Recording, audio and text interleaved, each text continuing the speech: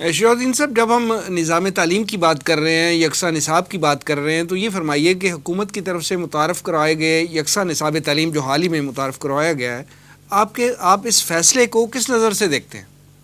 دیکھیے، پہلی بنیادی بات ہو سکتے ہے ہمارے فاضل اہل علم حضرات کی طرف سے گفتگو میں بات آئی ہو، یہ کوئی پہلی مرتبہ نہیں ہوا کہ یکساں نظام تعلیم کی بات کی جا رہی ہے یا نعرہ لگایا جا رہا ہے۔ ماضی میں بھی ایوب صاحب کے دور میں، اس کے بعد بھی کچھ جی۔ کوششیں اس طرح کی باتیں کی گئی تھی۔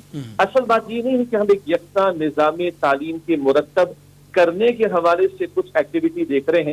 اصل بات اس کی امپلیمنٹیشن کا معاملہ اور اس کی اس کو گراس روٹ لیول تک لے جانے کا معاملہ۔ تو جہاں تک اس بات کا تعلق ہے، حکومت ایک فیصلہ کر رہی ہے یا حکومت نے چاہت کا اظہار کیا ہے کہ ایک قوم ایک نصاب ہونا چاہیے۔ ویسے میں آپ کو ایک دلچسپ نکتہ عرض کر دوں کہ ہمارے جو وفاقی وزیر تعلیم شفقت محمود صاحب، جی۔ ان کی سربراہی میں ایک نصاب کمیٹی کی تجاویز کے لیے ایک کانفرنس ہوئی تھی، اتفاق سے مجھے بھی وہاں پر شرکت کا موقع ملا تھا۔ خیر، اس کے احوال کو بیان کرنے کا یہاں پر موقع تو نہیں ہے۔ اصل نکتہ یہ نہیں کہ ایک نعرہ لگایا گیا ہے، بلکہ اصل بات ہے کہ کیا وہ گراس روٹ لیول تک امپلیمنٹ ہو سکے گا۔ اس میں کچھ مفید باتیں بھی ہیں اور کچھ ایسی باتیں جن پر ڈیبیٹ کی جا سکتی ہے۔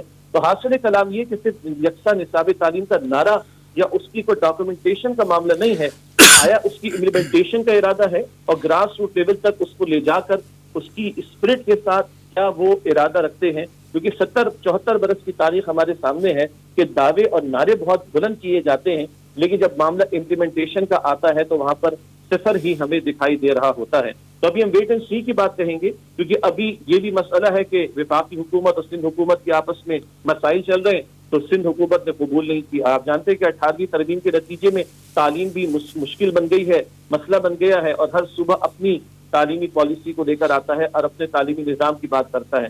تو یہ جو اکھاڑ پچھاڑ ہمارا سیاسی حلقوں میں چل رہا ہے، یہ اپنی جگہ ایک بہت بڑا مسئلہ ہے کہ کیا اس تناظر میں ہم اس پالیسی کی امپلیمنٹیشن تک جا سکیں گے۔ اللہ کرے کہ نیک نیتی ہو، اور اگر گراس روٹ لیول تک امپلیمنٹیشن ہو سکے تو پھر بات کی جا سکتی ہے کہ اس کے کیا اثرات ہو سکتے ہیں۔